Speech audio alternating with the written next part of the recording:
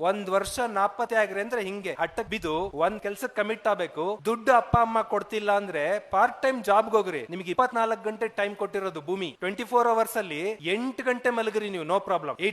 8 hours work ಮಾಡ್ರಿ, ಎಲ್ಲೋ ಬೇರೆ ಕಡೆ ಕೆಲಸ ಮಾಡ್ರಿ. ಇನ್ 8 ಗಂಟೆ ಉಳ್ಕೊಂಡಿದ್ಯಲ್ಲ, ಫ್ರೆಶ್ ಆಗಕ್ಕೆ, ಅಡಿಗೆ ಮಾಡ್ಕೊಳಕ್ಕೆ, ತಿನ್ನಕ್ಕೆ 3 ಗಂಟೆ ಕಳೀರಿ. ಇನ್ನೂ ಸಿಗತ್ತೆ ನಿಮ್ಗೆ 5 ಗಂಟೆ. ನಿಮ್ದೆಲ್ಲ ಏನಾಗಿದೆ ಅಂದ್ರೆ, ಸರ್ ನಮಗ್ ತುಂಬಾ ಬಿಸಿ, ನಿಮ್ಗೆ ವಾಟ್ಸಪ್, ಫೇಸ್ಬುಕ್, ನಿಮ್ ಗರ್ಲ್ ಫ್ರೆಂಡ್ ಜೊತೆ ಚಾಟು, ಅವಳು ಬಿಡಂಗಿಲ್ಲ, ನೀವ್ ಇಡಂಗಿಲ್ಲ ಫೋನು. ಇದೇನ್ ಕತೆ ಇದು? ನನಗ್ ಫೋರ್ಸ್ಫುಲಿ ಕಾಲ್ ಬರಲ್ಲ, ಬೆಳಗ್ಗಿಂದ ಇಷ್ಟೊತ್ತವರೆಗೂ ಒಂದ್ ಕಾಲ್ ಬಂದಿಲ್ಲ. ನಿಮ್ಗೆ ಹಂಗಲ್ಲ, ಇಷ್ಟೊಳಗೆ 20 ಸರಿ ಕಾಲ್ ಮಾಡಿದಾಳ, ಅವಳು ಮೆಸೇಜ್ ಮಾಡಿದಾಳು, ಎಲ್ಲಿದ್ಯಾ, ಯಾಕೆ ಬರ್ಲಿಲ್ಲ ಇನ್ನು, ನೀನು ಊಟ ಮಾಡ್ದ್ಯೋ ಇಲ್ಲೋ ಅಂತ. ಇದೆಲ್ಲ ಬೇಡ. ಒಂದ್ ವರ್ಷ ನೀವು ತಪಸ್ಸು ಮಾಡ್ರಿ, ಇವೆಲ್ಲ ಡಿಸ್ಟ್ರಾಕ್ಷನ್ಸ್ ಕಂಟ್ರೋಲ್ ಮಾಡ್ರಿ. ಡಿಸ್ಟ್ರಾಕ್ಷನ್ಸ್ ಕಂಟ್ರೋಲ್ ಮಾಡಿದ್ರಿ ಅಂದ್ರೆ 100% ಗೆಲ್ತೀರಾ, ಅದ್ರಲ್ಲಿ ಡೌಟ್ ಇಲ್ಲ. ಶಾರ್ಟ್ ಟೈಮ್ ಅಲ್ಲಿ ಗೆಲ್ತೀವಿ ಅಂತ ಹೋಗ್ಬೇಡ್ರಿ. 3 ತಿಂಗಳಲ್ಲಿ PC ಆಗ್ತೀರಿ. ನಂದೇ ಸಾಧನಾ ಅಕಾಡೆಮಿ ಒಂದು ಟ್ಯಾಗ್ ಲೈನ್ ಇದೆ, 4 ತಿಂಗಳು ಕಷ್ಟ ಪಡ್ರಿ, 40 ವರ್ಷ ಸುಖವಾಗಿರ್ರಿ ಅಂತೀವಿ ನಾವು. 4 ತಿಂಗಳು ಕಷ್ಟ ಪಡೋದು. ಬಟ್ ಆ 4 ತಿಂಗಳು ಕಷ್ಟ ಹೆಂಗಿರ್ಬೇಕು ಅಂದ್ರೆ, ದಿನಕ್ಕೆ 10 ಗಂಟೆ ವರ್ಕ್ ಮಾಡ್ಬೇಕು. 4 ತಿಂಗಳು ಅಂದ್ರೆ 120 ದಿವಸ.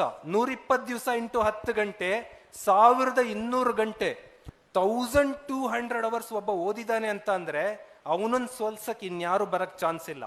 ದಟ್ಸ್ ವೈ ಡೆಫಿನೆಟ್ಲಿ ನಿಮ್ ತಲೆಯಲ್ಲಿ ಇಟ್ಕೊಳ್ರಿ, ಶಾರ್ಟ್ ಟೈಮಲ್ಲಿ ಗೆಲ್ಬಾರ್ದು ಅಂತ ಅಲ್ಲ, ಅಕಸ್ಮಾತ್ ಮಿಸ್ ಹೊಡೆದ್ರೆ ಲಾಂಗ್ ಟರ್ಮಿಗೆ ಶಿಫ್ಟ್ ಮಾಡ್ರಿ, ಲೈಫಲ್ಲಿ ದೊಡ್ಡ ಸಕ್ಸಸ್ ಬರುತ್ತೆ.